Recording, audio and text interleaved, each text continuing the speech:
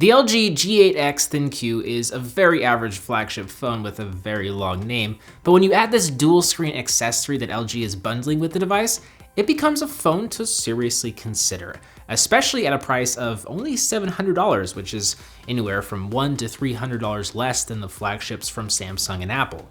The G8X is an updated version of the LG G8 that was released earlier this year, featuring a bigger, although lower resolution 1080p display, a larger battery, improved cameras, and more storage in a nearly identical build. You get a glass and metal build with camera sensors that don't protrude from the rear of the phone, which is nice and very rare to see nowadays.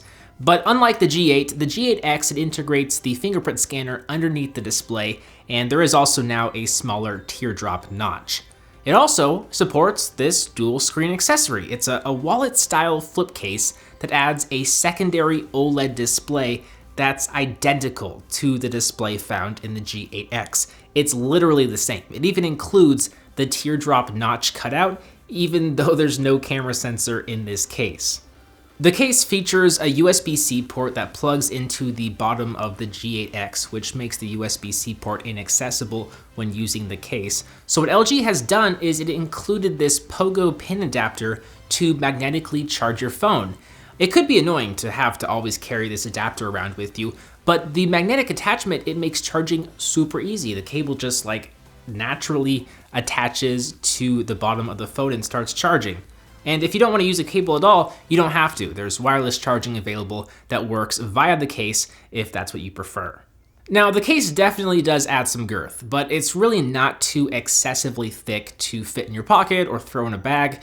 You really should feel right at home if you frequently use a wallet-style case. With the dual screen attachment closed, you'll see a small, low-res monochrome OLED display that displays some notification icons like the time and battery percentage.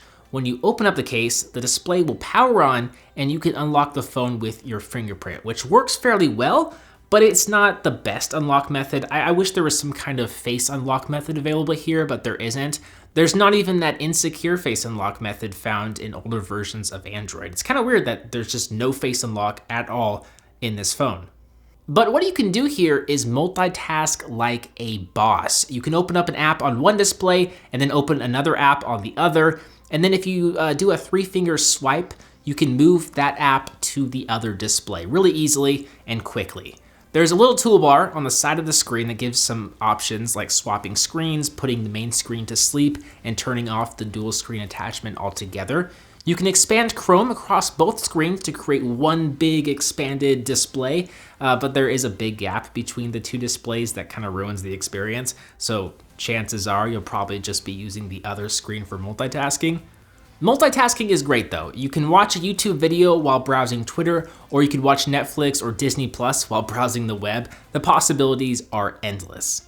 What's also neat is the 360-degree hinge, which folds back to let you use the main display, or you could open it up halfway to prop it up on a table to watch content, or you could even use it to stand up the phone while you take photos. So let's say you want to take a group photo, but you don't have a tripod. You can use this case as a makeshift tripod to hold up your phone. Last but not least, we also have LG's Gamepad app that turns one of the displays into a virtual controller that takes up the entirety of one screen. It only works with selected apps, but it's still a really neat use of this accessory, and I think if you're a mobile gamer, this could actually be really handy. Now, I know what you're thinking, battery life has got to be poor, right? Well, it's actually not too bad. Battery life in my limited usage hasn't taken too much of a beating. I haven't really spent, enough time to seriously test the battery life, but upon first impressions, it's better than expected. I think the lower resolution and the larger 4,000 milliamp hour battery help it last longer than the LG G8.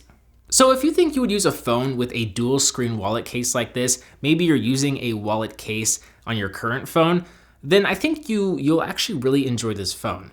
It's a device that is not cheap, but it's also not too overpriced.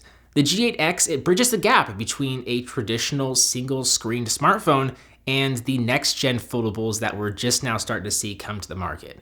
If you're interested in something like the Galaxy Fold, the Huawei Mate X, or the new Moto Razr, but don't want to shell out thousands of dollars for one, the $700 G8X with the dual screen accessory might be a pretty good option to kind of hold you over until the foldables of the future come down in price.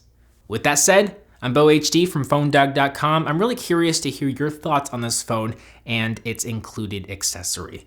I'll see you guys right back here in the next one. See ya.